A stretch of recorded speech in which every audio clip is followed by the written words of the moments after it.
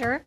I would like to welcome you to meeting number 14 of the Standing Committee on Public Accounts, and would also like to acknowledge that we have some individuals who I believe are subbing in for our regular members. So welcome to all of you.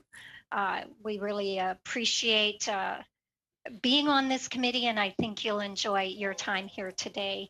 I do also want to wish you all a happy new year. I know we're at near the end of January, but since this is our first meeting, I wish you all the best in 2021.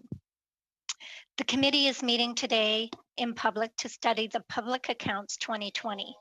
I'd like to take about 5 minutes at the end to discuss a bit of committee business, if that is agreeable with the members. Today's meeting, of course, is taking place in a hybrid format. As we heard, nobody's in the room. And it is also the first meeting of this committee to take place in a webinar format.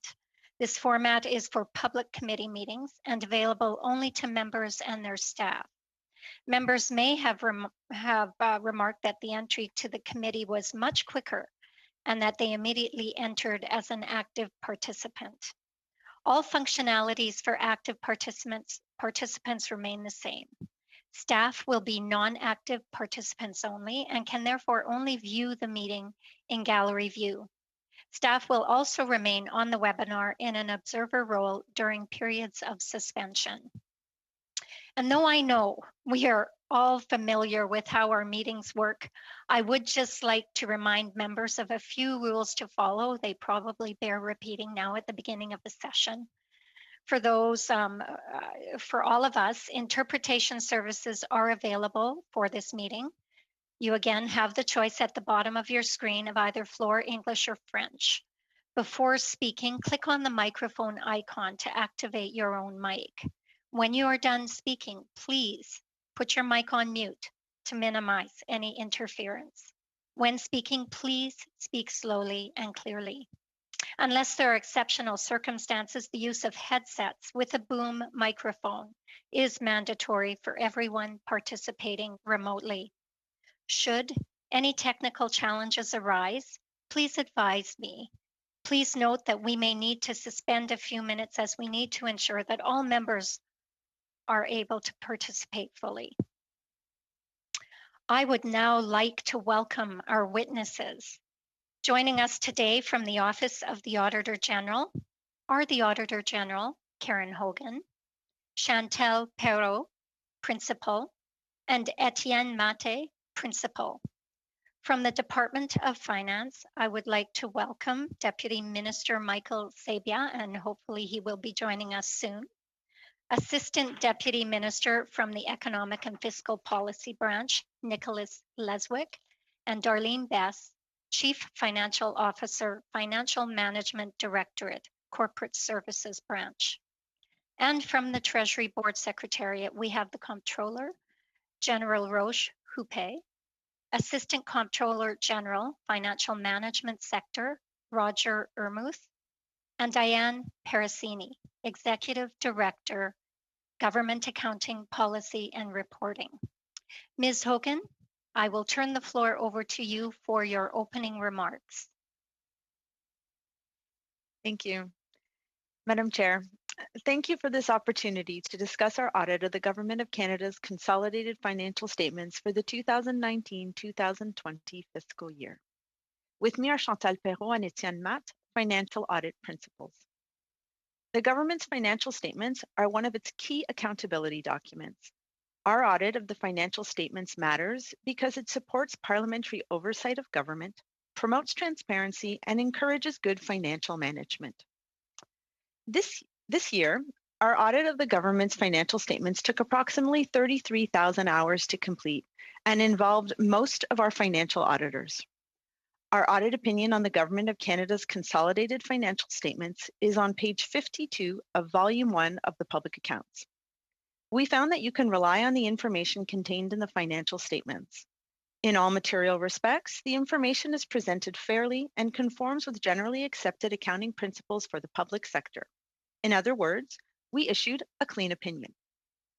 A few years ago, we started to present an annual commentary report to Parliament that highlights important information about the results of our federal financial audits. In our current commentary on financial audits, we made 3 observations about the government's 2019-2020 consolidated financial statements. 1 related to pay, 1 to National Defence's inventory, and a new observation related to payments made by the Department of Finance Canada. First, we once again found deficiencies in the government's internal controls for pay, which meant that we had to carry out detailed audit tests of the $26 billion in salaries and benefits processed through the Phoenix Pay system. We selected a sample of pay files and tested the accuracy of basic pay and acting pay. Data quality problems continue to create pay errors for thousands of federal employees. We found that 51% of employees in our sample were paid incorrectly at least once during the 2019-2020 fiscal year. Despite the significant number of individual pay errors, overpayments and underpayments partially offset each other. As a result, the pay errors did not significantly affect the government's financial statements. However, the underlying problems and the errors continue to affect thousands of employees. Second, for 17 years, we have been reporting on National Defence's difficulties in recording its inventory. This year, we estimated that the department's inventory and asset pooled items were understated by approximately $759 million out of a total of $8.7 billion. National Defense continued to implement the long-term action plan it submitted to this committee in 2016. In our view, errors in reported quantities and values are likely to continue until the plan is fully implemented. Troisièmement, nous avons examiné les paiements effectués. Thirdly, we examined payments made by the Department of Finance Canada under a new long-term agreement. In our view, the department did not obtain the proper authority of Parliament before making these payments. One of Parliament's fundamental roles is to approve all spending of public money to provide accountability and transparency to Canadians. We have recommended that the Department of Finance Canada obtain the proper authority before making any other payments under the agreement, which was done in December for the current year. In our commentary report, we also noted opportunities for organizations to improve their systems and practices. Again this year, we noted unresolved IT matters that could compromise the government's data integrity and affect financial reporting. These matters included system access given to people who did not need it, access retained by people who no longer needed it, and weaknesses in the controls over access granted between organizations. Another important subject in our commentary report is the COVID-19 pandemic, which affected our financial audit work. We collaborated with the federal organizations we audit and with central agencies to better understand the challenges we all faced. We expect that the pandemic will also significantly affect the government's 2020-2021 financial statements and our financial audits. We will adjust the nature, timing, and extent of our future audit work as needed. Madam Chair, I would like to thank the Comptroller General, his staff, and the staff of the many departments, agencies, and Crown corporations involved in preparing the government's financial statements. We appreciate their collaboration, particularly during these challenging times. This concludes my opening remarks. We would be pleased to answer the committee's questions. Thank you.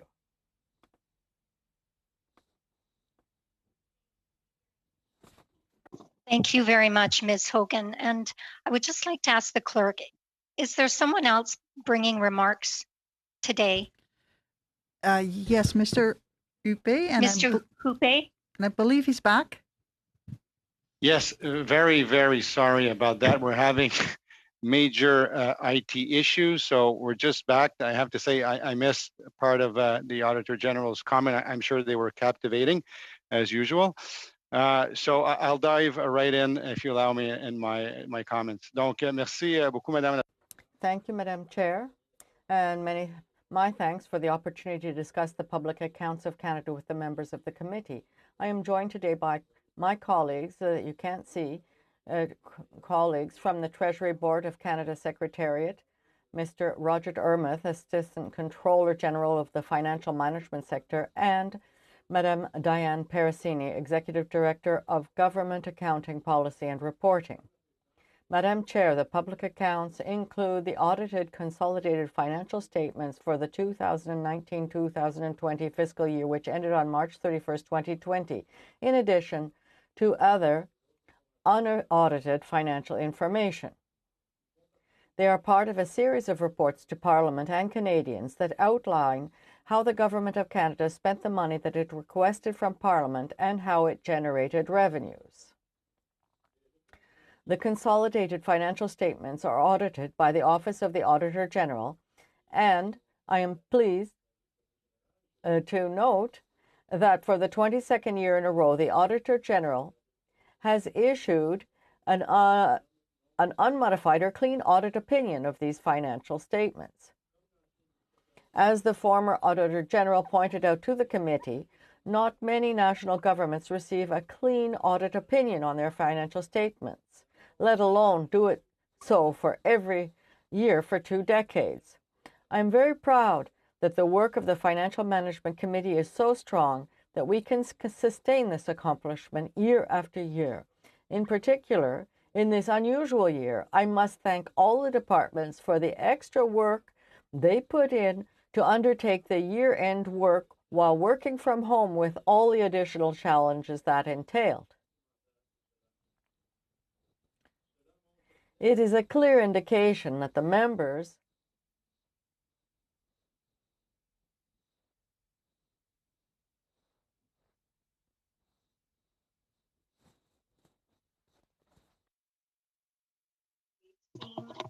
We seem to have some technical difficulty. Leur coopération.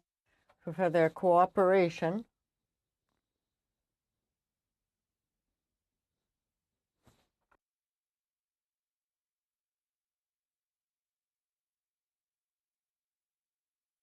We're just getting to the good part. Yes. Perhaps Madam. this is when he was going to talk about the IT audits. No, it was the deficit paragraph. Madam Clerk, how shall we proceed? We can have the IT people call Mr. Huppé and see if we can get him back, and perhaps we could start the round of questioning. And he had two and a half minutes left in his presentation, approximately. Bonjour. Oh. Est-ce que vous m'entendez? Hello, can you hear me now? I've come back. Techies over here, I'm really, really sorry about this. We're having major issues with the Wi-Fi, it seems. So if you allow me, I'll quickly finish. I'll use the phone for now. Sorry you can't see me, and I'll just finish the speech. Is that acceptable? Yes, please proceed. Okay, thank you. Je tiens à remercier mes collègues du ministère de... I must thank my colleagues from the Department of Finance for their continuing support and cooperation in producing the public accounts, as well as the Office of the Auditor General for its continued cooperation and assistance. Statements, as the committee will have noted, overall the government ended the year showing a deficit of 39.4 billion, up 25.4 billion from the previous year, and up 22.6 billion more than the projected as projected in budget 2019. The accumulated deficit rose 35.9 billion to 721.4 billion in 2020. At the same time, the ratio of accumulated deficit to GDP is 31.3%, up from 30.8% in the previous year. Revenues increased by 1.9 billion from 2019, primarily reflecting increases in income tax act revenues and introduction of fuel charge. Program expenses, excluding the net actuarial losses, increased by 23.9 billion from 2019, reflecting increases in all major categories of expenses, including fuel charge proceeds returned. It is important to note that the March 31, 2020 results included the start of the COVID-19 pandemic, when costs such as 2 weeks of the Canada Emergency Response Benefit and transfer payments were incurred, as well as impacts on estimates for loan loss provisions and tax revenues. These increased the total program expenses compared to the prior year, and thus the annual deficit. Madam Chair, those are among what I would call the highlights, and my colleagues and I look forward to discussing the result of this year's public accounts with the committee in more details. I would also like to engage the committee on how to improve the public accounts. There have been no significant changes to the form and content of the public accounts since the government moved to accrual accounting in 2003. With more and timelier online reporting of information, I feel there would be merit in examining the current practice of presenting information annually in 3 volumes totaling over 1,200 pages. As well, I believe that some of the thresholds of reporting have not been increased in 40 years and could be changed, such as in the sections on payments of claims against the Crown, as well as losses of public money and property. I would appreciate your feedback on this. Thank you for your attention. Merci, Madame la Présidente. Thank you, Madam Chair. Very much. Thank you very much for your opening remarks. We will now move to our first round of questioning. It's a 6-minute round, and we will start with Mr. Lawrence. Sorry, can we actually start with Mr. Weber? Good. Absolutely. Mr. Weber? Well, that was very kind of you, Mr. Lawrence. Thank you very much for that. And thank you, Madam Chair. I'm going to ask my first question here to our wonderful Auditor General, Karen Hogan. Karen, Ms. Hogan, in your opening statements, you talk about, how another important subject in your commentary report is the COVID-19 pandemic, which obviously affected your financial audit work, and that you had collaborated well with the federal organizations and with central agencies to better understand the challenges that they've all faced and that we've all faced. And you said that you expect that the pandemic will also significantly affect the government's 2020-2021 financial statements and your financial audits, and that you will adjust the nature, the timing, and extent of our future audit work as needed. That statement alone I find rather ambiguous. I need to get some clarity there on that. What exactly are you looking to do in this next audit? That I know we're looking forward here into the next audit, but the government has gone through a significant spending spree. Our debt has increased significantly, and is this audit going to be a 3-year audit? Do you plan on releasing progress reports during this very unusual year of the pandemic? Maybe you can just give us some more clarity on what your thoughts are for this upcoming audit on the 2021 financial statements that you indicated in your opening statements. Thank you for the question. When we talk about nature and extent and timing, it is really the types of testing that we will do. So as you mentioned, there is an increased amount of spending. So we definitely see that being a larger bucket of money that we will have to figure out how to audit. Our financial audits are done in a very tight time frame with really close collaboration with all of the departments. And so this isn't going to make it longer. There might be needs for us to adjust timing, as we did this past year for the 2020 public accounts, in order to allow departments to finalize their books and gather the audit evidence that we need, and then in order to allow us enough time to look at that evidence. But it'll simply be adjusting to new controls, new ways of looking at evidence as we all deal with remote working and converting many controls to an automated form versus a paper form in the past. I don't expect that it will be cause any unforeseen or unexpected delays, but I think it was important to note that the pandemic continues to impact both the financial statements and our work. So the you don't see any significant delays then with this audit, with your auditors all working from home and such. It's not going to be a long drawn out audit that we perhaps would get in like 3 years kind of thing.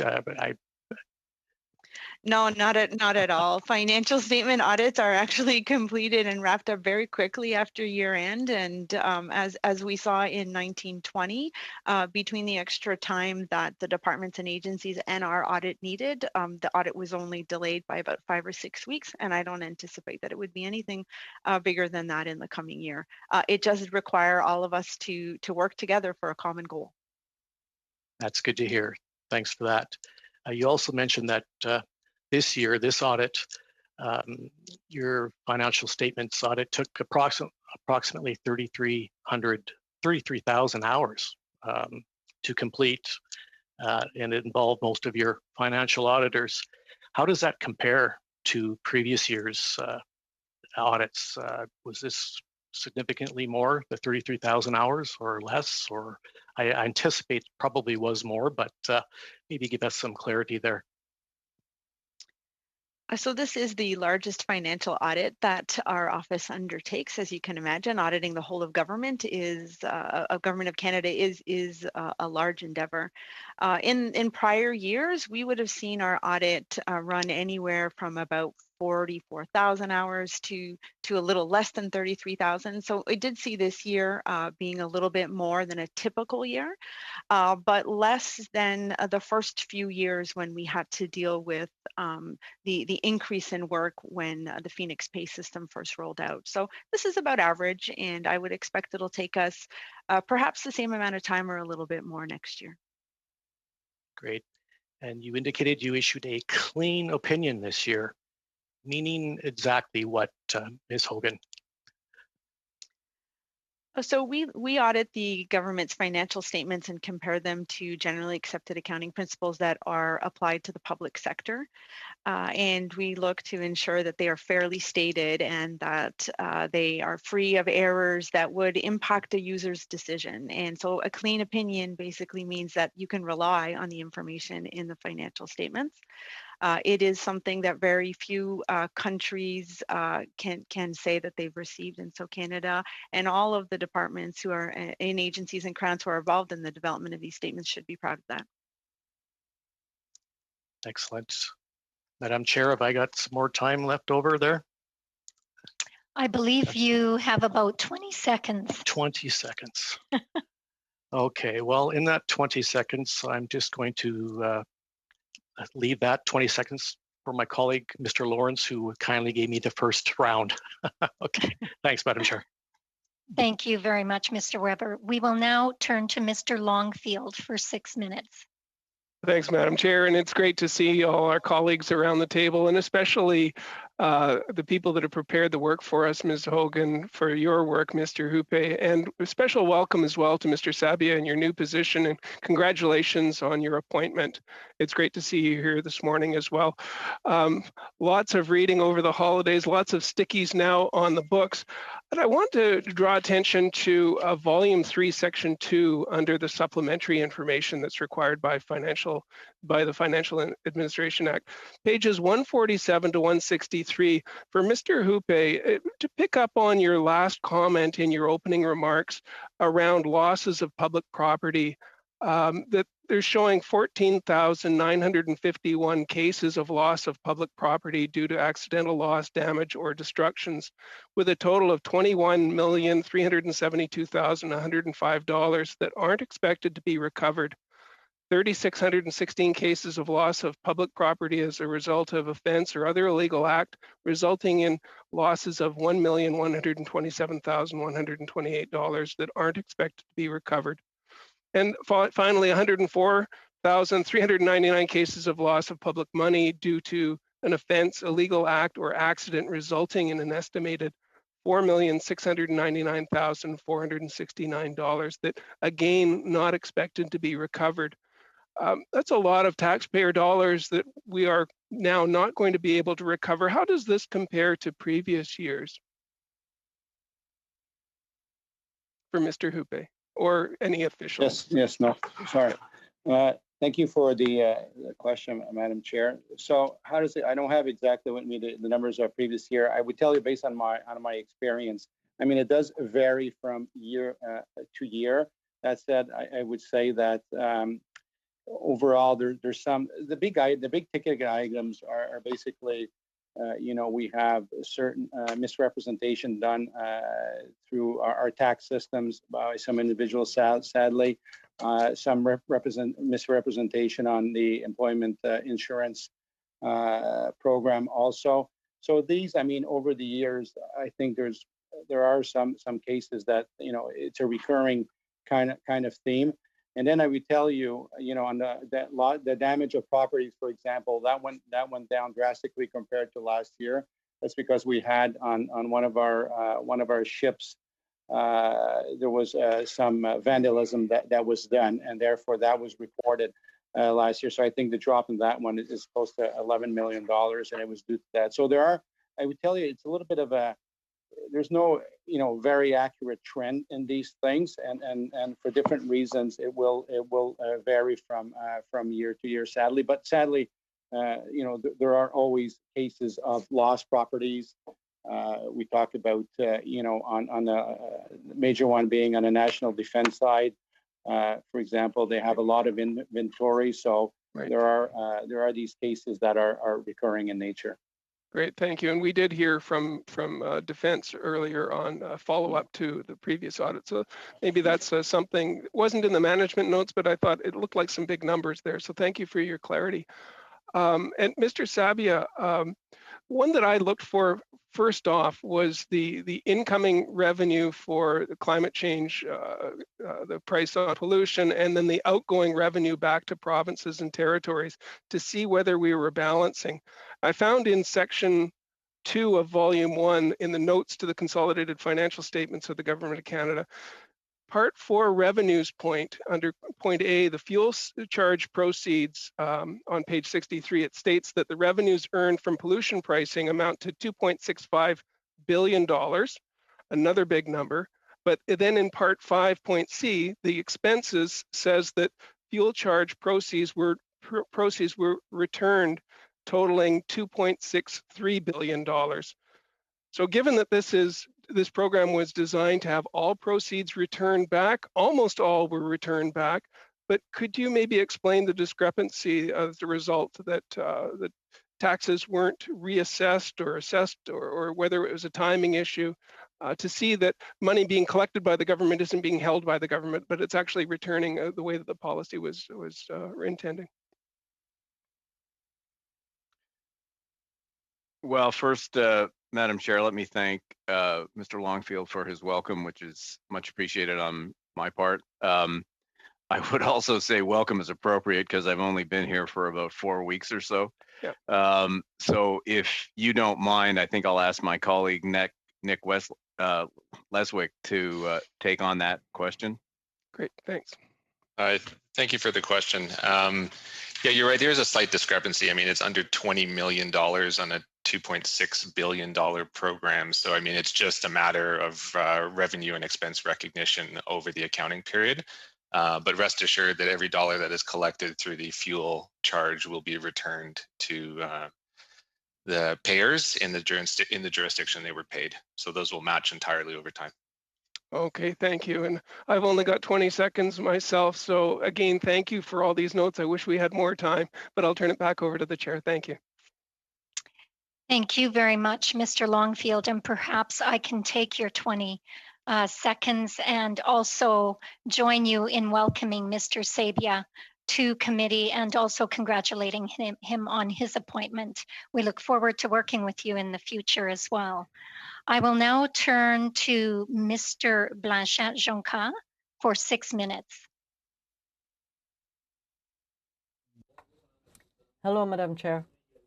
I would like to join you to congratulate Mr. Sabia, who is a jewel of the Caisse de dépôt and placement. And so this is something that he has left from the Les Sages and Parizeau era. So I'd like to welcome him And so I would first like to speak to Madame Hogan. Madame Hogan, hello, and thank you once again for coming to see us. It's become quite a regular thing, and it's like a very popular show. You are one of our most favorite guests. So, Madame Hogan, I'm very pleased to see all of the points that you brought up about the Phoenix pay system. There have been problems. Of course, it has been a real problem, a nightmare for many.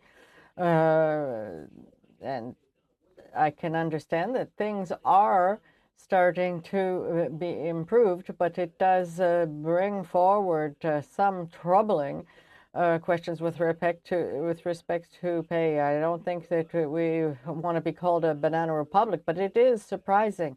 We have the worst results over the next 4 years with respect to errors for pay for many employees, which is goes from 46 to 51%. So every 1 in 2 people have errors in their payment. So some people have acting pays and some have basic pays. And that's what you got within your sample. And that represents 92% of the 26 billion that are being managed. And so this is not very good. It's hard to have trust. So what would you say within a scale of 1 to 10, what would you say would be the satisfaction with respect to how this terrible saga is unfolding for those who are affected by it? Well, I would like to, first of all, start to thank you for your comments.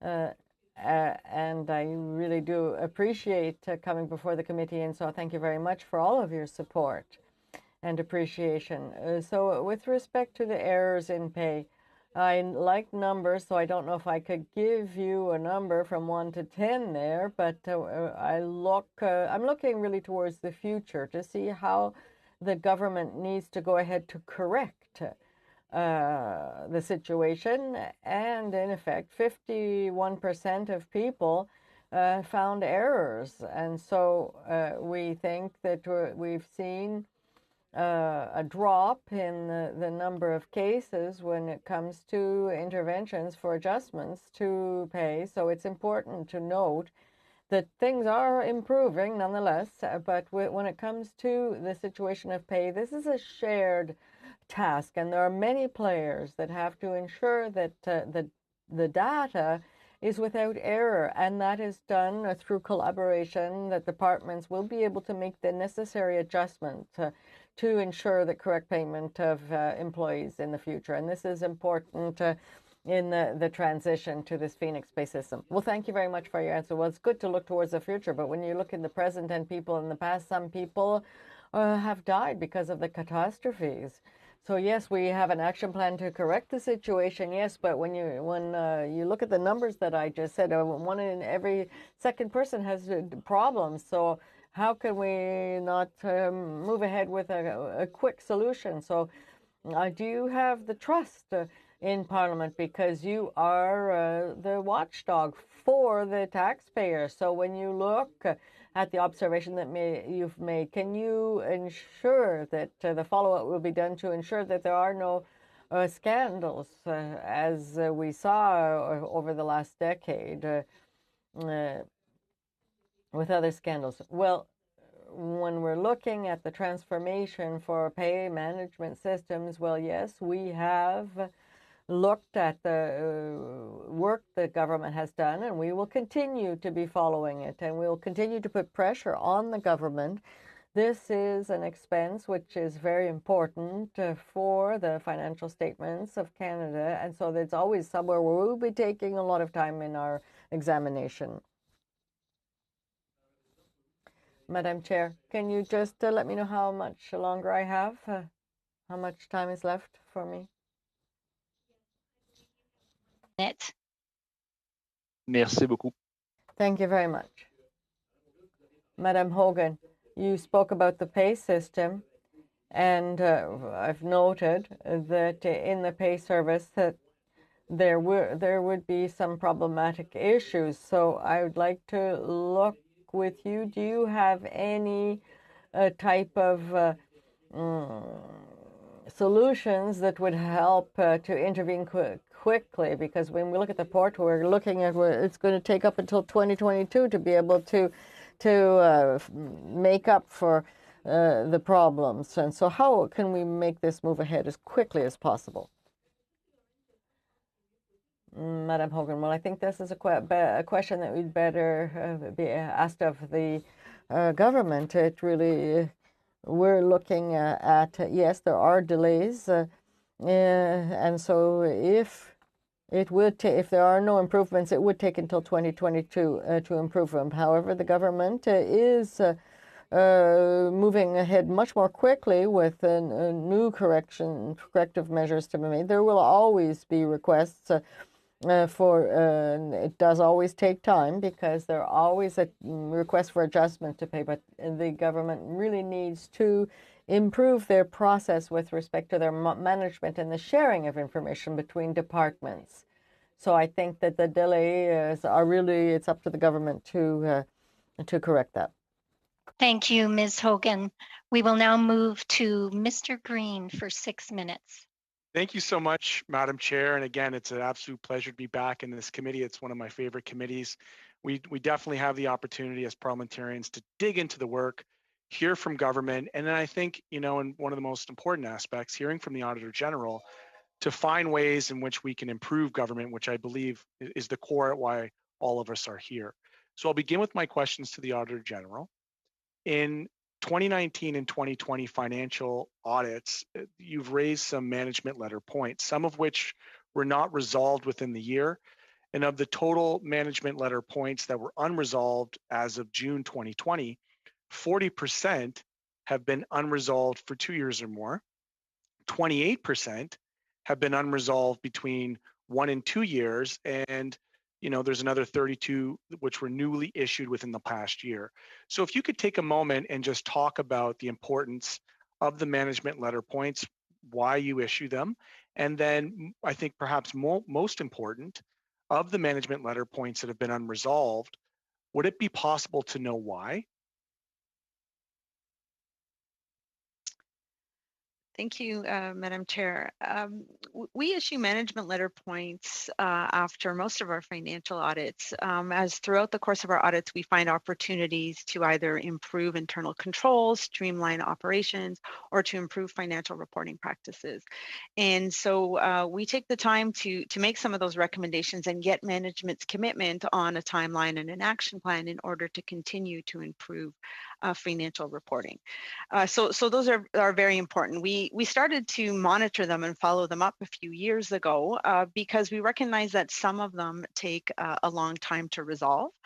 And others are resolved quicker. So we thought that a more rigorous follow-up would keep the pressure on for departments and crowns to improve their practices.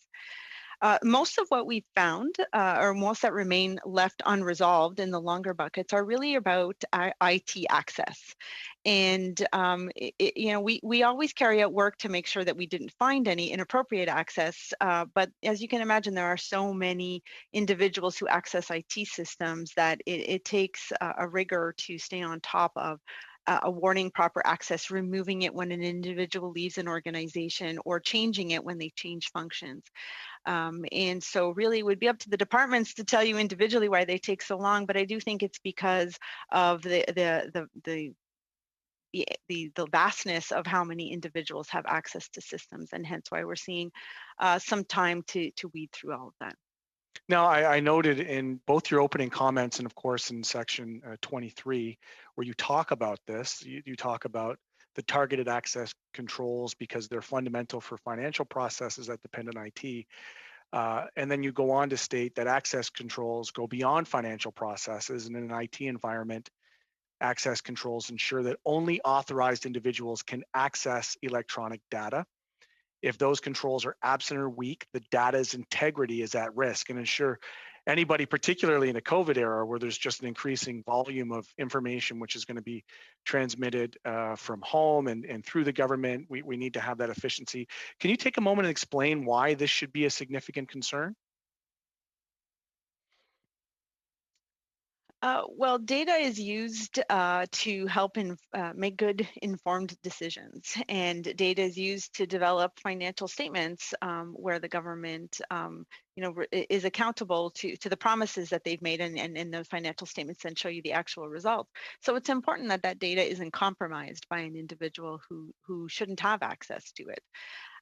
And you want to limit who has access to what. People only need so much information to do their jobs, and so it is really just a best practice that you should make sure that those who have access have the right access to the right information, and only when they need it. We've talked a lot about data quality, and this is sort of the entry into good, proper data quality, because good data allows you to make better informed decisions. And I just maybe help me understand more specifically as I drill down into this. You noted in your opening remarks on system access that there were instances where it was granted where people didn't need it or no longer needed it. And it seems to me that that ought not be a complicated matter for systems management, that strict requirements are put in place department to department to ensure that this is not the case. So why would this be the case? And why haven't departments come along on this? Like, what should they be doing to address it? Well, at times when you're talking about a crown corporation, the controls are all very centralized, and fixes like this probably happen a lot quicker than they would in the government itself, where sometimes central agencies manage access to main systems, and hence there is a constant communication and oversight that's needed, and a horizontal management of access. I think a good question to ask the government as to where it sits in their priorities to control. What I can tell you is when we look at access controls and we see that individuals have access they shouldn't have, we also look for compensating controls where there is monitoring to make sure that those people didn't access that information. And so we're happy to see that as well. So this is really about cleaning up access, even though we haven't seen any issues, but the risk is there, and that's why a good cleanup is needed. Thank you. Thank you, Madam Speaker. Thank you very much, Mr. Green. We will now move on to our second round, starting with Mr. Lawrence for 5 minutes. Thank you very much, Chair, and I'd like to welcome and congratulate the Deputy Minister, Mr. Sabia. I'll present my question to Mr. Leswick, as I understand I want to build on the carbon tax thing, but if Mr. Sabia wants to enter in the conversation, that would be great. I'm just confused a little bit about your answer, Mr. Leswick, as you seem to convey that it is revenue neutral. However, you didn't say, it says in there that 2.7 billion goes back to the government of origin. That doesn't necessarily mean individual Canadians now, does it? Thank you for the question and for asking for added clarity. It does go back to Canadians through the climate action incentive payment that is administered through the personal income tax system. So it doesn't go back to the government of jurisdiction. It goes back directly to households via that tax transfer program. Is there also GST paid on the carbon tax, or HST as the case may be? I'm sorry, if do Canadians pay HST or GST on the carbon tax? No, I'm sorry. Thank you for the question. The fuel charge is levied upstream, so the GST HST is not applied against the fuel charge downstream at the consumer or household level. So you're saying that carbon tax, that GST is not charged on carbon tax? Thank you for the question. No, the GST is not charged on the carbon tax. How come I have statements from many constituents that show that GST or HST is charged on the carbon tax? Well, I appreciate the question. I think maybe I'd take it away just to make sure that I'm understanding your question clearly, and then clearly how the fuel charge is administered at the producer level, which is where the origin of the revenue is. So I just want to make sure that I completely put the plug in the wall in terms of understanding both sides of this. I would appreciate it if you did that. Thank you. Just continuing, but on a different track here, the Attorney General indicated that the department did not obtain authority of Parliament to make payments to the province of Newfoundland and Labrador of $138 million in 2019 and 2020 under the Hibernia oil field agreement. Do you agree with this assessment? I think, Mr. Lawrence, I think I'll take that one. Sure. And Nick, please jump in if you want to clarify anything that I'm about to say. I think this issue's been with us for some time, and from the department's perspective, I think, Mr. Lawrence, you're probably aware that, with all the respect in the world for the work of the Auditor General and her team, this is an area where I guess I would say the Government of Canada has not fully shared the analysis or the conclusion arrived at by the Auditor General, and that the government does believe that it had authority under the Financial Administration Act for that payment. All that being said, we have in the current year pursued that through supplementary estimates, and I believe the Auditor General is comfortable with that path forward. And I can assure you that going forward, because these payments to Newfoundland and Labrador will continue, as you know, for some extended period of time, that we are working now on finding the best way of regularizing this fully in the spirit of the comments and the concerns that have been expressed by the Auditor General. So this is an issue that I think we have put behind us, and we will certainly be putting behind us going forward. Perhaps I could just get commentary from the Auditor General. Do you stand by your comments that the payments were made without the authorization of Parliament, or are you agreeing with the Deputy Minister? The Hibernia agreement called for an appropriate legislative measure to be put in place to ensure that parliamentary authority was received. I do still stand by our view that initially that was not properly obtained, but including it in supplementary estimates B and that measure going forward to have Parliament authorize that payment satisfies the concern that we've raised. Thank you. And then maybe over to Mr. Hupé for your comment on this. As part of the Treasury Board is to review the expenditures of government. How was this allowed to occur, that there were $100 million spent without parliamentary permission? Thank you very much, Mr. Lawrence. Your time is up. So perhaps we could pursue that line of questioning during another round. I will now move to Mr. Sorbera for 5 minutes. Thank you, Chair, and good morning, everyone. Bonjour à tous et à toutes. First question for the Auditor General. It's sort of I want to say a bigger picture question. We are in a time of COVID. We have seen a lot of departments, for example, as the PS to National Revenue, the CRA was called upon to deliver benefits to Canadians in a very short period of time. Within 48 hours, Canadians received the response benefit, now the recovery benefits.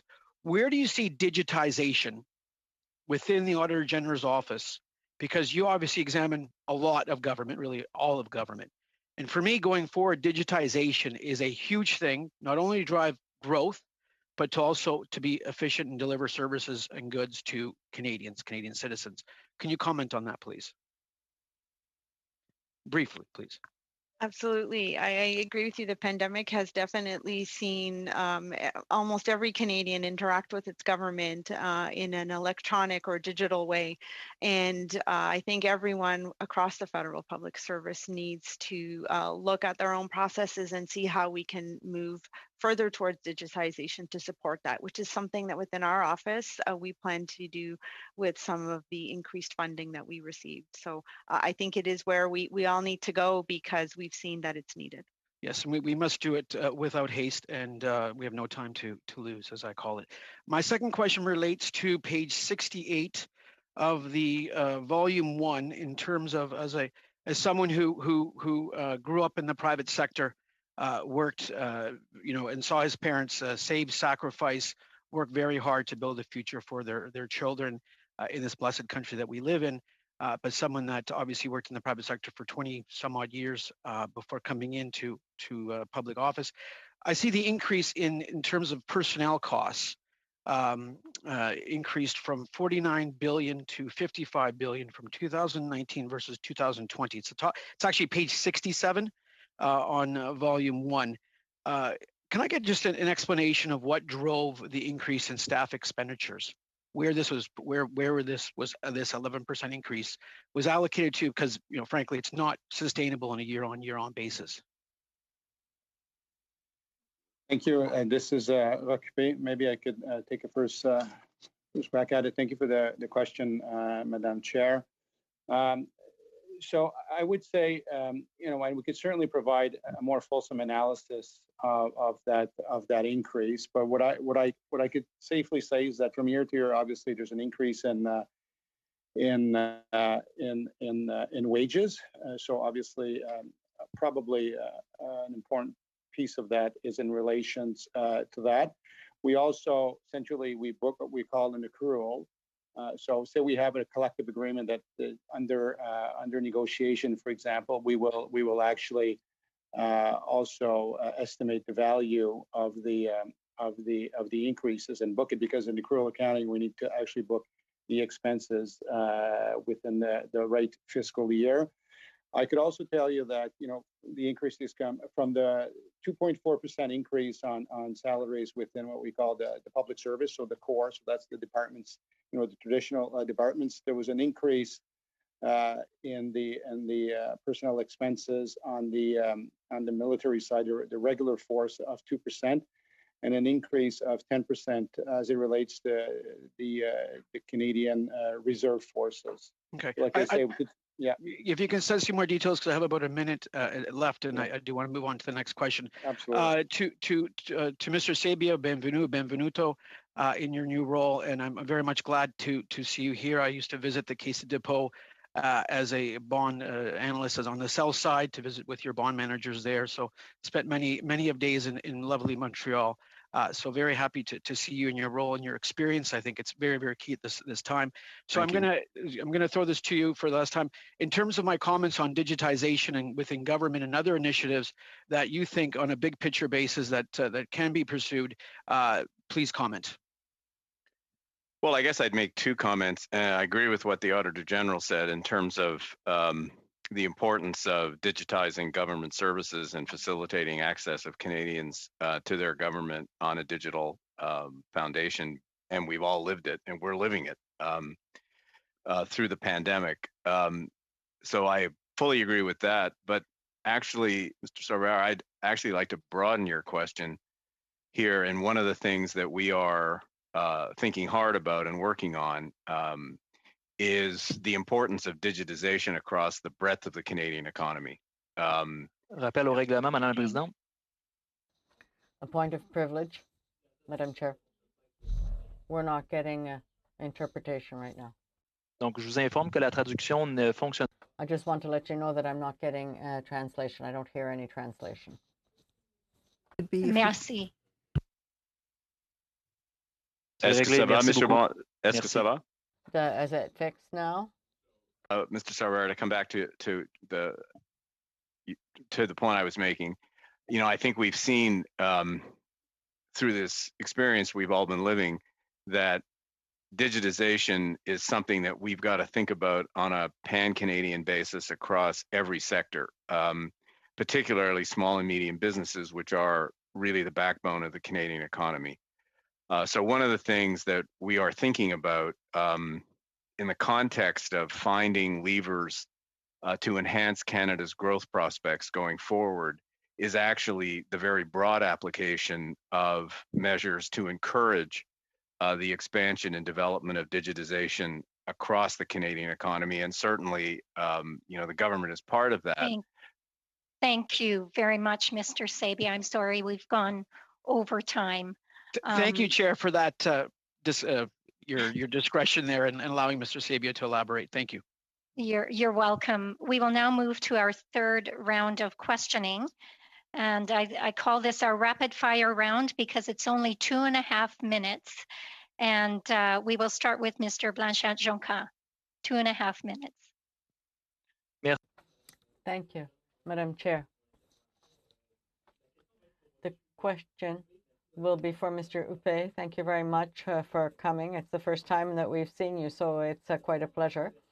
In your opening comments, you were very pleased with the Auditor General's results, generally speaking, as well as the colleagues with your Finance Department collaborators. So I think that you say that there was a team spirit, and of course that was very important. So this is to your honor. However, without wanting to diminish your enthusiasm, I'm wondering how you can be so enthusiastic when you see that there is a crisis that is continuing, and this is the Phoenix Pay System crisis that's still ongoing, and this is awful, and I don't want to have to continue with this, but this is a crisis that's been going over a number of years and is still taking many months to solve. So I don't know how you can be enthusiastic. So every 1 out of 2 people is getting problems with their pay, and this is one of the worst results over the last 4 years.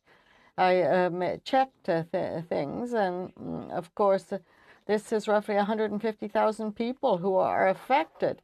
So I really wonder how you can explain your enthusiasm. So can you please explain the enthusiasm that you have, and if that enthusiasm shows a high degree of satisfaction with how this file is being managed for Phoenix, and that from the very beginning of the work.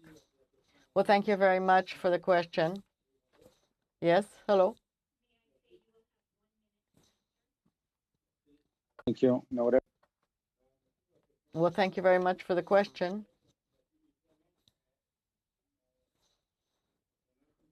My enthusiasm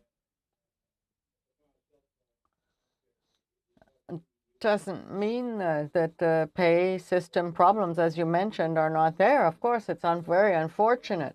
But my enthusiasm is more a sense of pride with respect to all of the work that has been done by public servants and what has been done to be able to ensure that the federal government continue to do its work during such a crisis. And this has been well done through the financial community. And it has been exceptional, the work that has been done and the collaboration between the different partners, as I mentioned. And that we were able to ensure that the audit of the financial statement was done. It was done successfully. And I must admit that the job of producing a clear, exact portrait of the financial situation, it's a huge job. And yes, I am enthusiastic that we were able to have a clean opinion without any reserve. And so thank you very much. Thank you very much. We will now move to Mr. Green for 2.5 minutes. Thank you, Madam Chair. In Volume 3 of the public accounts, which is the additional information and analysis, there's a settlement claim for missed financial opportunities for $5 million to Thales Canada Incorporated. It's an aerospace defense and security company. So this question through you, Madam Chair, to the Department of Finance. What are the settlement claims for the missed financial opportunities? It seems like a pretty random $5 million payment. And what are the circumstances around this specific payment?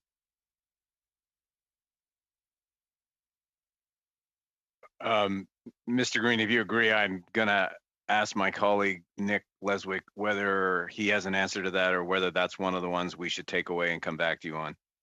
Nick? Yeah, thank you, Deputy. No, unless Darlene or Rock has an answer, I think that's okay. Then I will move it along, and I will continue the question around the procurement with the Newfoundland government, and following on Mr. Lawrence's comments, my question is, during that $135 million payment to the province, we've heard the Department of Finance answer. I'd like to get the answer now from the Treasury Board. Did the Treasury Board president also approve of making these payments without seeking parliamentary approval? And did it require the Treasury Board's final approval? So thank you for the question, Madam Chair. So I'll refer back to Mr. Sabia's answer to that.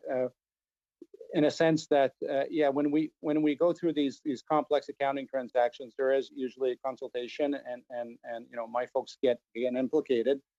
But I have to admit, in this case, we agreed that the Department of Finance had do their due diligence, reminding people that there was a legal advice that was asked to ensure that they had the proper authorities to use that mechanisms to complete the payment. So just to be clear, the Treasury Board president approved this payment without the Treasury Board president did approval. not approve this payment. This payment came out of the Department of Finance, and the Treasury Board president does not approve such. They don't have these submissions to the Treasury Board. No, not on that particular item. So my office, the Office of the Comptroller General, was involved in the discussions around the authorities to be used, and our job is to make sure that the Chief Financial Officer had done her due diligence to establish the mechanism by which the payment was to be made, and we agreed that that the due diligence had been done, and they were proceeding in a prudent fashion. Thank you. Thank you. Thank you very much, again, Mr. Green. We will now move on to the next round of questioning, our 5-minute round, starting with Mr. Chu.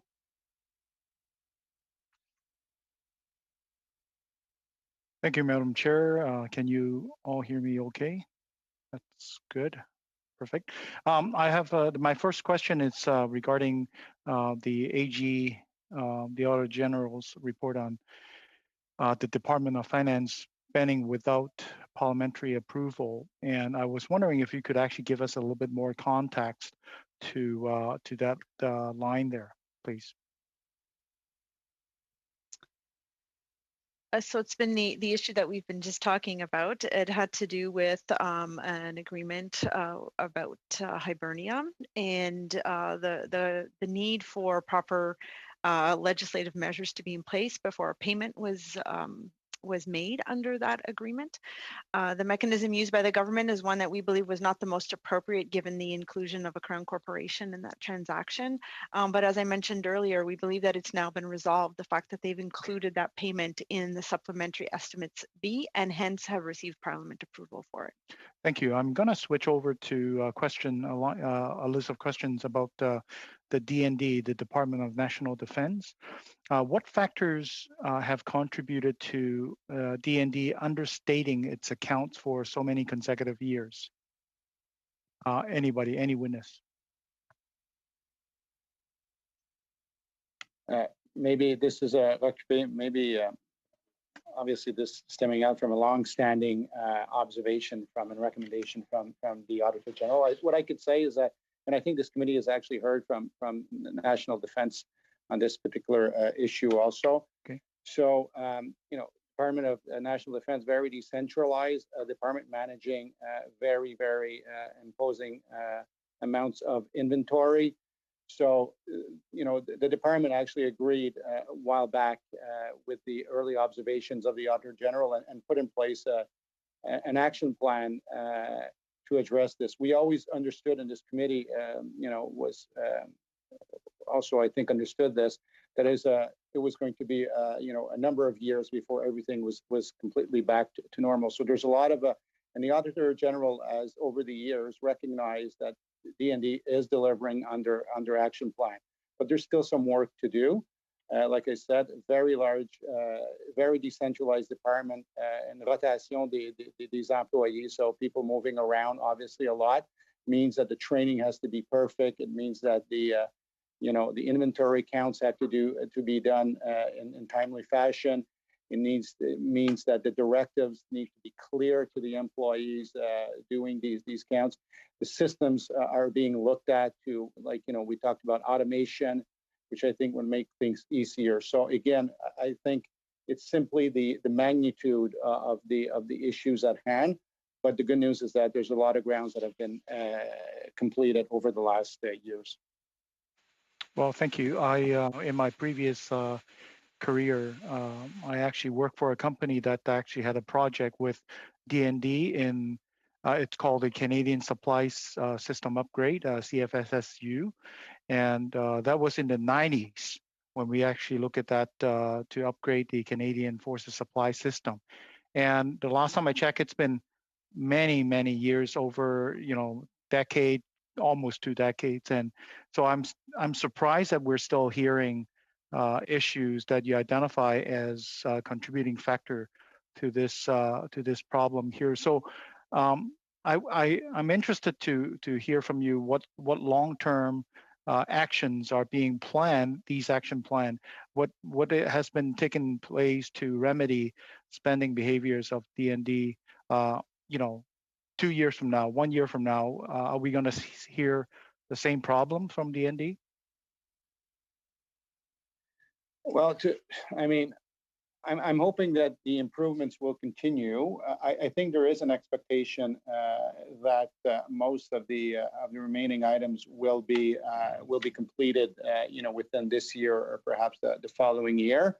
So we should see, hopefully, an improvement in how they manage the inventory. But I'm not going to hide the fact. I mean, I've worked at Department of Fisheries and Oceans, where we had the Canadian Coast Guard. It's very complicated. So the challenge will be, they will be done the action plan. The challenge will be to maintain these controls in the future to make sure that they work. So hopefully the next audits will show that they will be capable of maintaining the right controls in place and adjusting any controls that they need to. So like I said, yeah. Thank you very much for that answer. We will now move to Ms. Khalid for 5 minutes. Thank you very much, Madam Chair, and thank you to the witnesses for being here today. I found your initial statements to be very, very informative. And so just a few questions based on what you said. Mr. Hupé, you had talked a little bit about how the public accounts could be improved. And you had talked specifically about the impact of increased reporting. I'm wondering if you can maybe tell us a little bit more about that specific aspect of what you're thinking. Yes, thank you for the question, Madam Chair.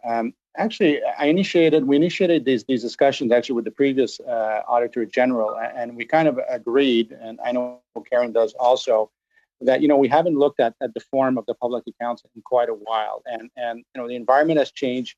We've got a lot more automation. There's a lot more reports being posted on departmental websites, so there is some duplication.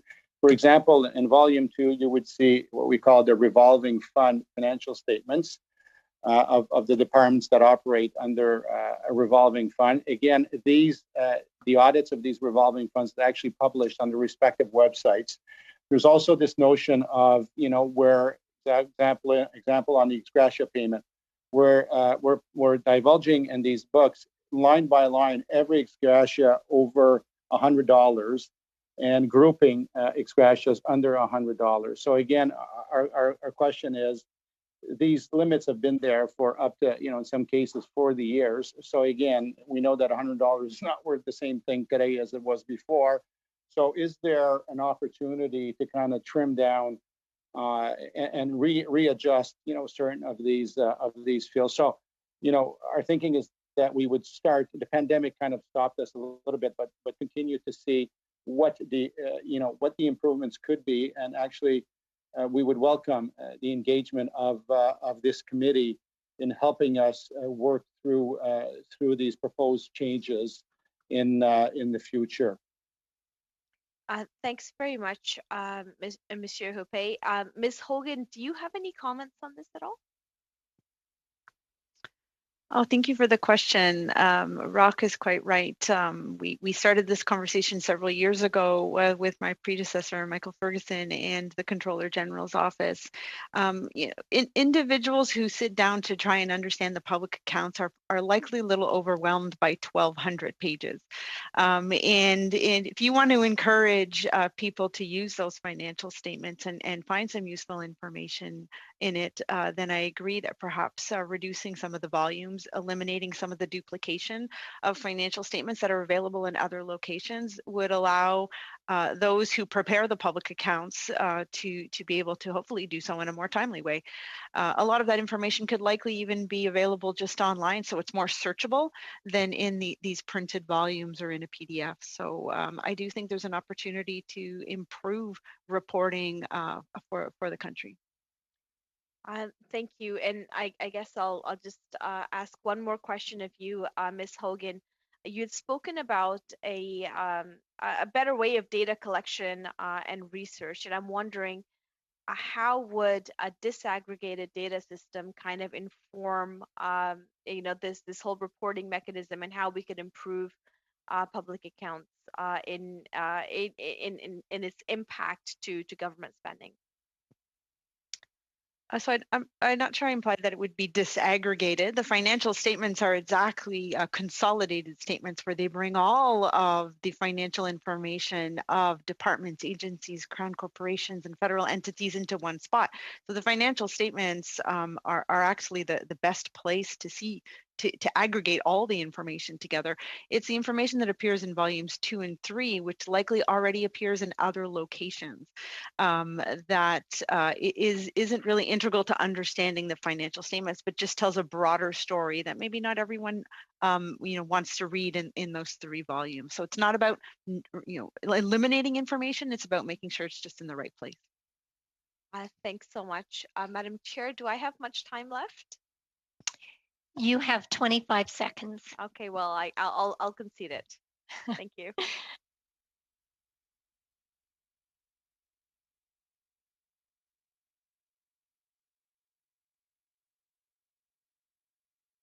Madam Chair, you're on mute. I am so sorry for that. I guess I need to pay, or that was for staying muted or staying unmuted. Thank you very much, Ms. Khalid. We will now move to our next round of questioning. It's a 6-minute round, and I've just been asked to remind folks to just speak a little more slowly. That is why we were having some problems with interpretation. So having said that, we will move to our next 6 minutes with Mr. Lawrence. Thank you very much, and I plead guilty to speaking too quickly. I will try to slow down.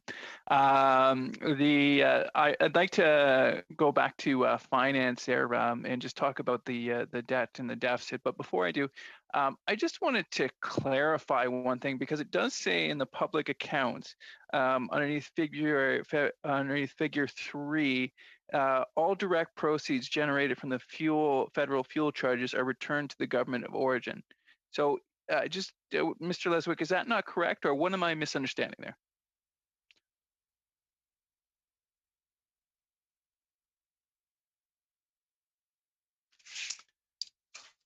Can you just refer to the figure? I'm sorry. Figure 3. What page? It's in the public accounts. I'm looking at the clerk's report, which is page 4 of our clerk's report. I don't know if you've had, but they've taken it from there. It's entitled "The Sources of Federal Expenses 2019-2020." The note starts, figure 3 presents the federal income expenses from 2019-2020. Sorry, I'm speaking fast again. They amounted to $373 billion, blah, blah, blah. All direct proceeds generated from the federal fuel charge are returned to the government of origin. If you can come back, that's fine. But you're referencing nothing in the public accounts. That's taken from the public accounts, I believe. But perhaps I can email you and we'll get back to that. I don't want to waste your time or the. No. I mean, go to page 16 of the public accounts, volume 1. There is a shaded box at the bottom of that page, which I think should help address your question. Okay. Okay, I'll take a look. Fuel charge proceeds returned $2.7 billion. The bulk of these proceeds were returned through the climate action incentive payments. eligible individuals residing in these provinces were able to make the claim on these payments. The bulk, but not all, right? And that's what I was trying to get at. Some are paid to other than that, and I believe there is a leakage there, but we can talk about that. Yeah, very small leakage, but yes, the bulk is through the climate action incentive payment to households. Okay. When we, I'll go quickly here. The deficit was 39.4 billion, even correcting for the small amount of the pandemic, which had started in March. We had quite a large deficit, and from my review of things, it's largely because of a drop in tax revenue due to a slowing of the economy. Would you agree with that assessment, Mr. Leswick? Sorry. Thank you for the question. I can take the lead, and then Mr. Sabia can jump in if he wants to add. So you're right, the year-over-year change was roughly 25 billion. And you're right, on the expense side, COVID-related expenses were in the range of 7 billion, directly related to the emergency response benefit. But on the revenue side, there were 2 weeks in the year where there was a huge shock to revenue as the economy virtually shut down overnight. So we estimate that even on the revenue side, the shock was between 7 and 10 billion. There was a lot going on the revenue side. Mr. Lawrence, you're totally right. There was a slowing economy at the tail end of 2019. There was the COVID-related shock, like I said, which pretty much shut down the economy overnight. And then there were a number of government programs which really obscured revenue receipts, where the government provided tax deferrals on corporate, personal, income taxes and excise taxes. So just fundamentally, it was really hard to make sense of what was going on with tax receipts right there at the tail end of the fiscal year and in the early part of the new fiscal year, just because you had so many interactions in play. But we do estimate that the revenue shock alone was 7 to 10 billion. So again, expense 7, revenue 7 to 10 billion takes you to about 15 to 20 billion of COVID-related impacts on these public accounts you have in front of you. So yes, but even including the impact, which I grant you is difficult to calculate exactly, there was a trend of both slowing revenues while expenses continued to grow. Is that fair? We had slightly higher than expected expenses. One related to major transfer programs, like we've been talking about the Hibernia Agreement, which was not forecasted at the time of the 2019 budget. Other expenses relate to a whole, potpourri of things, litigation, higher pension service expenses, but you're talking probably in the range of 5 to 7 billion on what is a pretty big revenue and expense base. But yes, I agree. So prior to the pandemic, we were already on a course of decreasing revenues and increasing expenses, just to clarify. Well, we had produced the budget 2019, which is the reference in the public accounts in March of 2019. We did provide the government did provide a fall fiscal update in late 2019, where we had forecasted a deficit for the year of about 25 billion. So there was an uptick in expected deficit for the year between those two forecasting periods. So yes. Would you agree then that a significant way or method of paying down the massive deficit that we will no doubt have from the last year and the 1 point whatever trillion that we owe debt, that growth is one of the best ways to pay that debt off? A very short answer, please. Yeah. Well. Yeah. Yes. Can you still hear me? Yes. You can hear me? Okay. Yeah. Well, Nick just said the key word. Our answer is yes. And I guess if there were more time to elaborate on that, I'd be happy to elaborate on our thinking around that. But yes, growth is fundamental to the well-being of Canadians, as you know, and it's fundamental to our ability to manage our debt over time. Thank you very much. I appreciate that answer. Mr. Blois, for 6 minutes.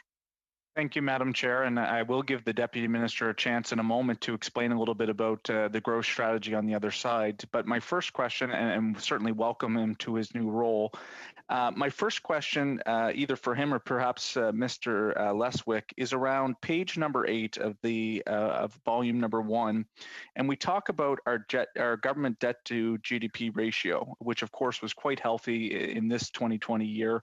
There's going to be challenges, we know, because of COVID. It talks about the IMF and combining provincial, territorial, and local governments, and then also assessing the Canadian Pension Plan and the Quebec Pension Plan, and stood at 25.9%. What I would like to try to get some clarification is, obviously, the federal debt to GDP of the national economy is about 31% in this updated statement. Provinces would also carry their own debt. How are we duplicating in the sense that there's only one Canadian economy? Would it not be higher than that? Or can someone explain to me a little bit why it's at 25.9? Thank you for the question, Mr. Member. So we do a reconciliation. So I would ask members just to look at page 34. I'll just pause one moment so folks can get to that page. Mr. Member, just give me a thumbs up when you're there. Perfect. So you do see the representation of Canada's debt dynamics in an international context. You also see below is this this accounting framework to be able to put G7 countries on a comparable basis to compare their respective debt loads. So it's a complicated set of kind of math here, but effectively what we're doing is, yes, as you're right, putting all governments together, so sovereign and sub-sovereign governments all come together to provide a total government perspective. But then there's also adjustments such as, and you can see where we add the assets of the CPP and QPP. It's a necessary adjustment to put things on a comparable basis because other sovereigns effectively take their CPP and QPP revenues, premiums, and just put them against general revenues. So in order to put it on a comparable basis, we add the assets of these plans into our debt. Likewise, we also bring in the consolidated debts of the provincial governments in on top of that. So you can see there are opposing forces which lead to this kind of funky bottom line, which you had referred to, Mr. Member, where... Madame la Présidente, rappel au règlement. Madam Chair, point of privilege. I'm not getting any translation. Thank you very much, Mr. Jonca. Je suis étonné que je suis le seul membre. I am it's unclear why I'm the only one that this is happening to. The clerk did just advise me that we may have lost translation, and you, in fact, did confirm that. So, Madam Clerk, do we have this resolved?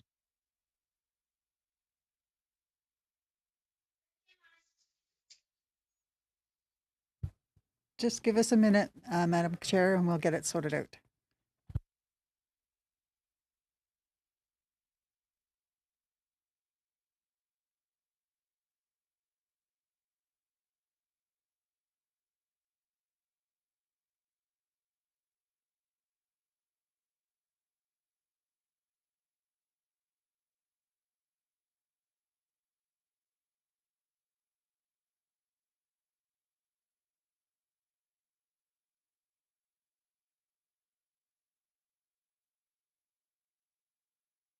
Madam Clerk, I have about 2.5 minutes on my clock. Is that about yours? Just we've stopped it? Yes. Yes. Okay, great.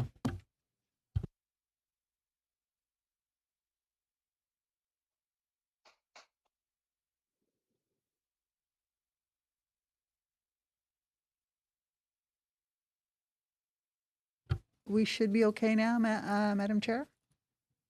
Thank you very much. Please proceed.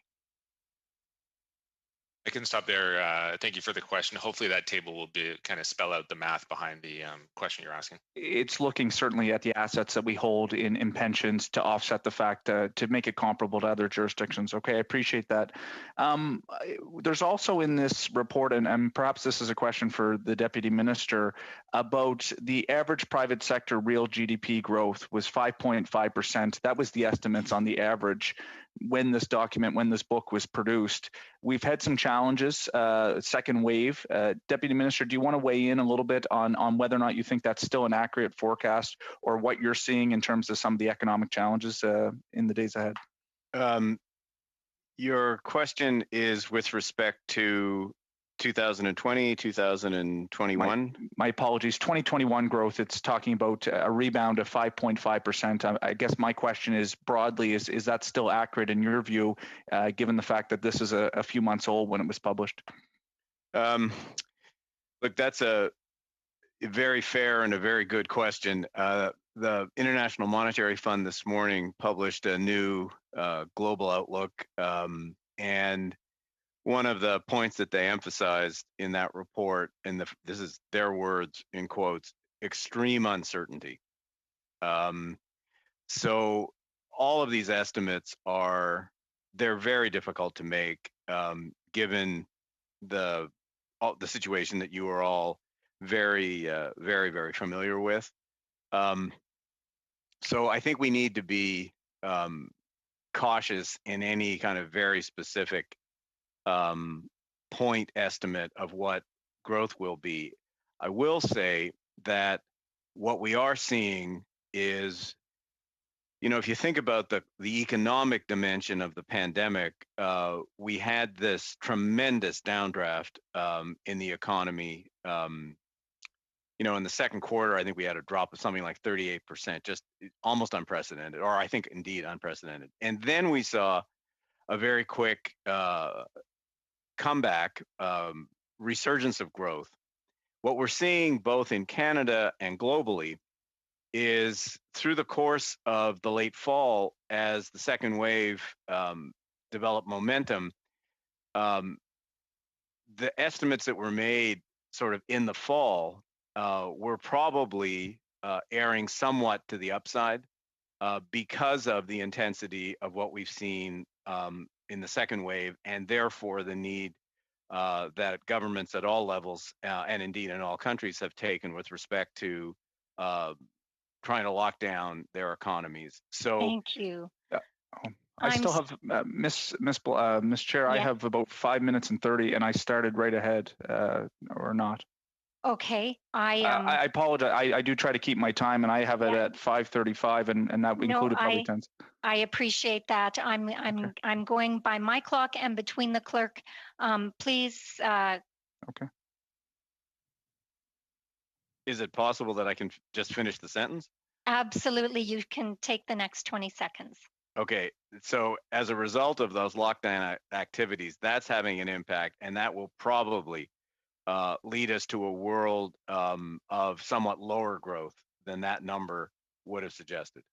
And if I could just, with the 10 seconds that I have, I didn't have the chance to ask it, but obviously our interest rates are relatively low in 2020 as a proportionate of our revenue. Can you speak at some point, if someone asks you the question, about how much of that is locked in and how much we might be able to save in terms of interest rates and costs in the days ahead? Thank you. Somebody asked me the question, I'll be happy to answer it. Thank you very much, Mr. Blois and Mr. Sabia. I appreciate that our time is so limited and it goes by very quickly. Having said that, Mr. Blanchette-Jonca for 6 minutes. Merci beaucoup. Thank you very much, Madam Chair. I asked Mr. Hupé, I'd like to continue with that. I didn't have enough time, Mr. Hupé. It was interesting to me when you, in your speech, initially, you said it was rare that national governments would have audits without opinions, without any reserve, would have what you call a clean audit. Are there other G7 countries where there are any reserves that were expressed over the last year? Yes. Thank you for the question, Madam Chair. The United States, for example, there was a reserve on their audit. I think also there are other examples, but what I was mentioning, that it has been 22 years in a row, and I don't know that any jurisdiction would have such a good record. And so over the next year, I don't think that in the G7 countries, I think we may be the only ones that have had a 22-year period where we've had a clean audit opinion. Well, thank you very much for those clarifications. Earlier, I was talking about your enthusiasm, and I didn't really want it to be a downer for you, but Canada has one of the best public services in the world, but right now they're not able to set up an adequate pay system, and I think that that's a disaster. So we can't stay unsensitive to the fact that people are losing everything, their credit, and even people have committed suicide. So in 2018, we had a terrible report from the Auditor General that mentioned that there had been a real slowness in the response of the federal government. And we had a second report with respect to the implementation. And I would say, Mr. Huppé, I think that right now it's a little bit late. There are people that are suffering, that have been suffering. So the question I have for you is, if there are officers within your department who have been sanctioned, have there been anything been done either because of incompetence or because their people need to have higher skills? Right now, we really don't have an opportunity to improve that. There have been tragedies that have occurred. So what can you tell us? Are there people who have either been dismissed or anything has been done to rectify the situation? Well, thank you very much for that question, Madam Chair. I would like to reiterate that we can't minimize this reality, which is really a shame. And I do agree with you. There are people that have suffered in really concrete fashions, and I can assure you that people are working very, very hard to be able to correct the situation right now. And they're working both to improve the Phoenix system, and we have seen also there have been processes set up, and we're working to develop a new system. So honestly, I'm not really aware of any specific sanctions that may have occurred so I can't really go into any details there for now. Well, thank you very much for those clarifications. You'll understand that I'm expressing the views of those in my writing and who express their opinion, and it really hurts the credibility of the public, of the government, and this tragedy, it's really a scandal. So my next question will be for Mr. Sabia. So hello, it's a true pleasure to be able to meet you, even if it's virtually. As I mentioned earlier, your professional history speaks for itself. And I can assure to my colleagues that your work at the Caisse de dépôt and Placement de Québec, of course, it was acknowledged by all of the business community in Quebec, and for those who are careful about their savings. So thank you. You have, I hope you're now an observer, but I would like to note sincerely that I thank you very much for your renewed commitment, and I honor you, and I would like to thank you. So your new position, which we could say is somewhat of an outsider without any dishonor there meant, but so you were not a career public service in Ottawa. So I'd like to get a more of a personal perspective from you. You have managed billions of dollars in the private and recently at the Caisse de dépôt. So you have a more of an intimate understanding of such a sized enterprise. So do you feel that there's the same freedom of action that you had earlier? So your leeway, has it been reduced because of orientation, that they're more restrictive, dictated by the government? And of course, we do know that over the next few months, things will be very difficult. And because of what's been brought up by Mr. Huppé and by the Auditor General with respect to the Phoenix pay system, do you really feel that as a great money manager in Canada, do you think that you'll be able to ensure that we'll see improvements to the Phoenix pay system? Well, Sabia, We are at over 6 minutes for this member to have posed his question to you. I would remind members that if they do want time for someone to answer a question, they need to leave time in their questioning. I will provide Mr. Sabia with the opportunity to give us a short answer to that question. Une réponse courte à a short answer to such a question, that's really quite a challenge. Well, thank you very much. Mr. Blanchette, sincerely, I really appreciate your commentaries. You're very kind.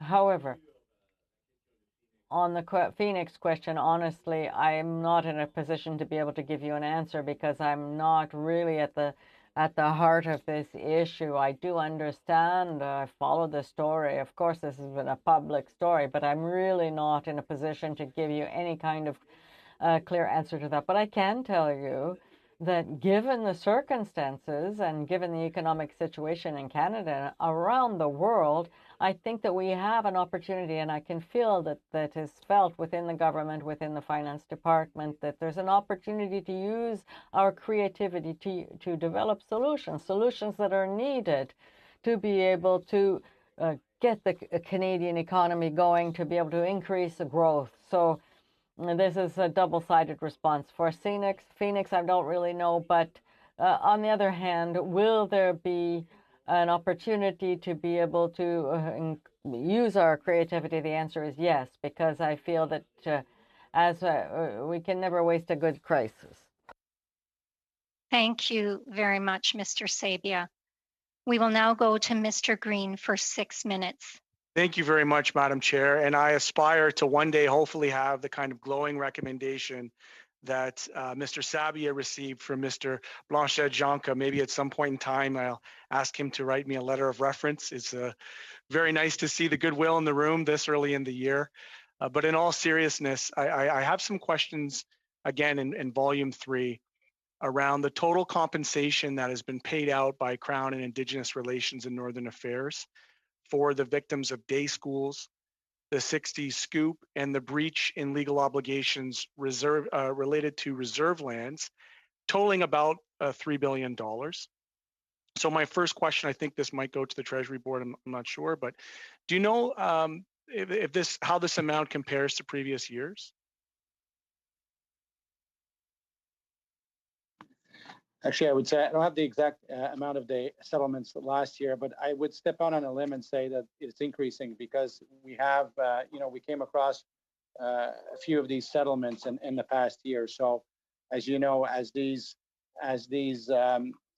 cases work their way through negotiation and litigation, we reached a point where, in these particular cases, there was a successful settlement.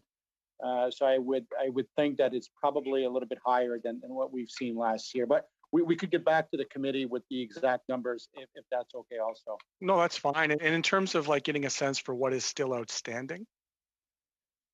Okay, so yeah, so right now, what we call in the contingent liability, which is, the larger part of our contingent liability has to deal with Indigenous type claims or around the $25 billion mark. That said, there's also a disclosure, a note in relations to that. And I would tell you that the exposure.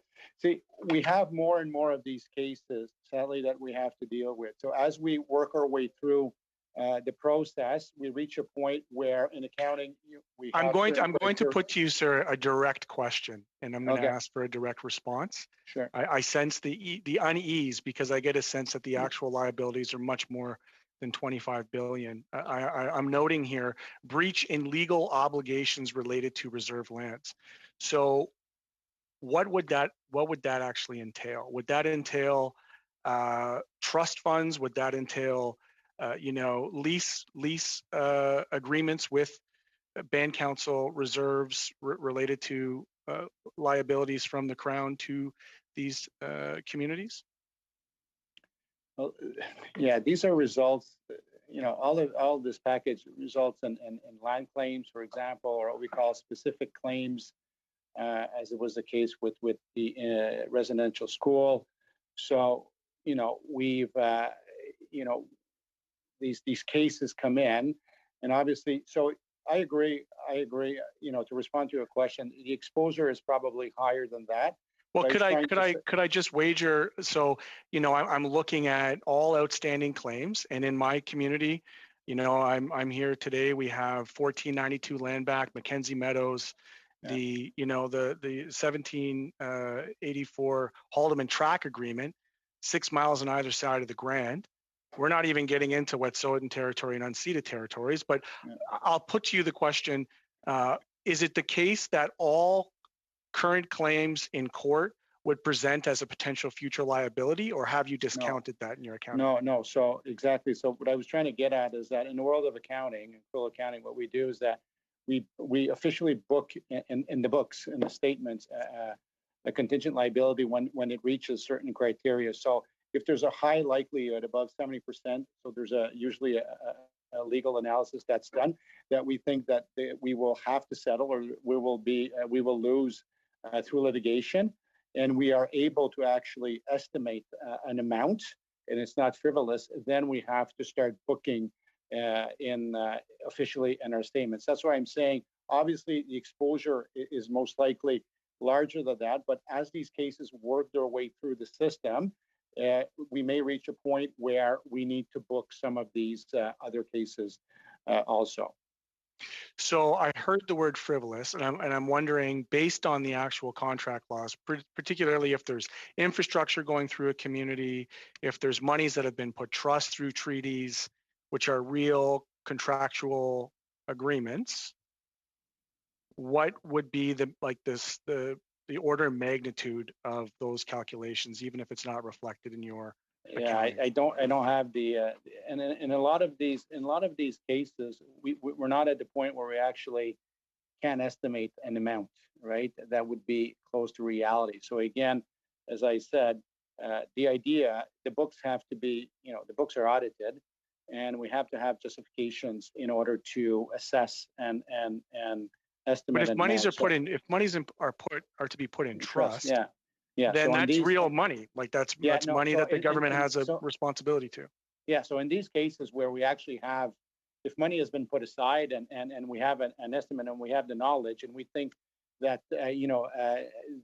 we will end up having to pay, as I said, these amounts would be reflected in the 25 billion or so that you see in there.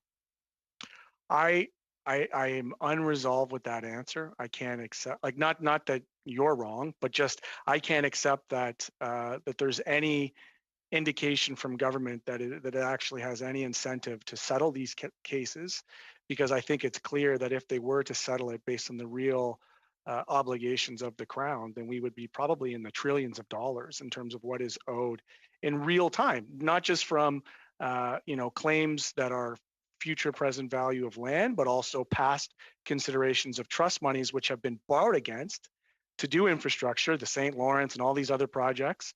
And so I'm wondering, is there any avenue through which public accounts can receive information that would reflect the true cost of liability from the Crown to Indigenous communities based on existing legal contracts and treaties? Mr. Hupé, I will allow for a short answer to that question. And Madam Chair, it's probably going to take long. So if you just want to go ahead and send that to us in writing, if that would be okay, Madam Chair, if I could request that through you to just maybe report back to committee in ways that we can best unpack and understand Canada's liability to First Nations, Métis, and Inuit across the country. Thank you. Perfect. I appreciate that suggestion, Mr. Green, and we will ask for you to provide that to us, Mr. Hupé. Colleagues, I had indicated that we needed at least 5 minutes to deal with some committee business. I am proposing that because we have ended our 6-minute round, that we would thank our witnesses for joining us today. Really do appreciate the opportunity to study the public accounts with each one of you. I've appreciated the questions and the answers, and would just give you the opportunity to disconnect from this call so that we can move to our committee business. Thank Thank you very much. Thank you very much.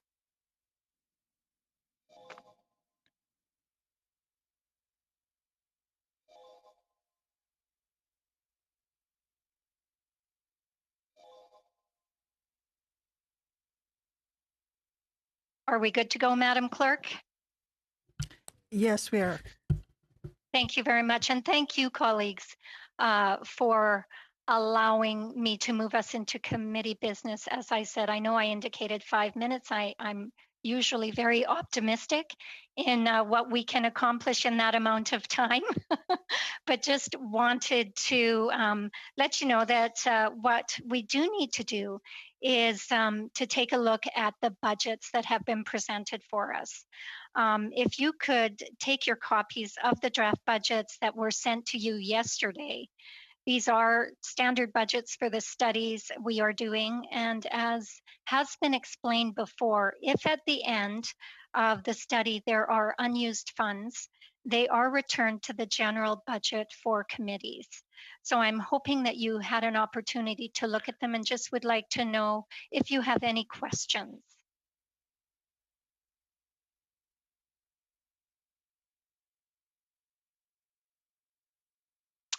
Seeing none. Oh, Mr. Sobera, I see your hand up. Yeah, yes, thank you, Chair. Just very quick, are we going to go through each of them? I have no questions, but just in terms of, are we going quickly through them? It would be my suggestion that we could probably adopt them all together if there are no questions or concerns with any of the budgets that have been presented, if that's acceptable to the committee.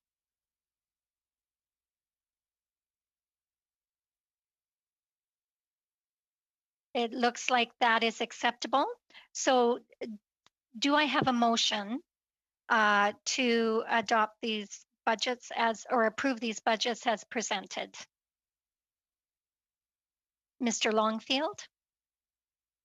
Thank you. And Mr. Blanchet-Chocat, thank you very much. It is moved and seconded that we will adopt these budgets. All in favor? Great, that's carried. Thank you so much. Next, you were provided with a proposed calendar of meetings for January and February. I hope you've also had an opportunity to look at that. I will let you know that the Auditor General will be tabling a report at the end of February and has asked if the committee would be willing to use one of its meeting times to host a virtual lockup, much like the one that would normally precede such a tabling. I put that to you. I think we were looking at towards the end of February, maybe even February 23rd might be the date. I can ask the clerk to confirm that. And then do you have any questions or concerns for the proposed calendar? I can confirm that the tabling is proposed for the 25th, and the Auditor General sent a letter to the Speaker this morning confirming that. Thank you very much, Angela. So if there are no questions or concerns with the proposed calendar, can we adopt the calendar as presented?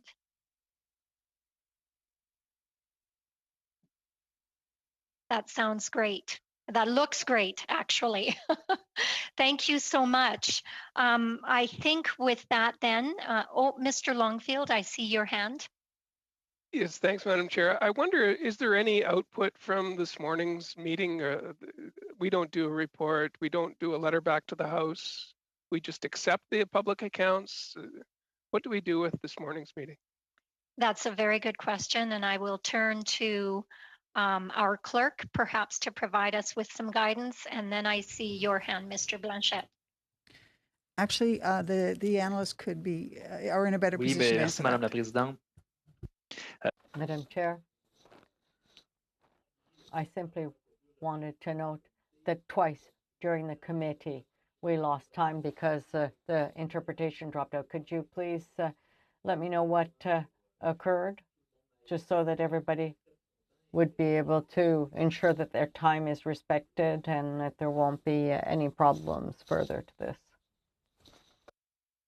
Thank you very much, Mr. Blanchette-Joca. I appreciate you raising that issue, and we will certainly try and provide you with that feedback on what occurred during the meeting. I would now like to turn to Andre, who has his hand up to answer the question for us. Yes, thank you. So about reporting on the public accounts, we usually produce... Pardon, Madame la Présidente, rappel au règlement. Madam Chair, as I noted, we don't have translation right now. Thank you very much. Est-ce qu'on peut essayer avec les... Can we try again? Gonna start over again and see if the translation works. Okay. Merci. So ça fonctionne. Merci. yes. So as to reporting on the public accounts, we usually do prepare a report on the public accounts. So it looks a little bit like the briefing note that we prepared, and we also had a little bit of quotations on the discussion that was held today, the issues that were raised, and we may as well have recommendations in it. So if there's something in particular that you would like to see in there, perhaps we could find time to discuss this. We can also think ourselves of possible recommendations. I'm thinking about Mr. Hupé, who was saying that there might be an opportunity here to think about changes to the public accounts, the presentation, etc. So we may have a recommendation in there as to thinking about that, or discussing this issue, or reviewing the presentation of the public accounts. So I'll defer to you, but there's any type of recommendations that could be included in that report? Okay. So then, just to clarify, we will be doing a report that will be drafted by our analysts and presented to us to review and perhaps add any recommendations that we would like to from this meeting today. Is that correct? Okay. Thank you very much. Further to your point, Mr. Blanchette-Joca, I will ask the clerk to look into what exactly was the cause of us losing translation, and we will work very hard to make sure that it doesn't continue to happen, although some things are beyond our control here in committee, but we will provide you with that analysis for sure.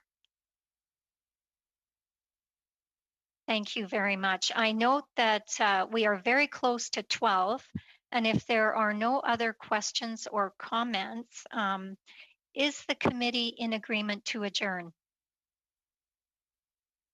Thank you very much. It was great seeing you. Enjoy the rest of your day.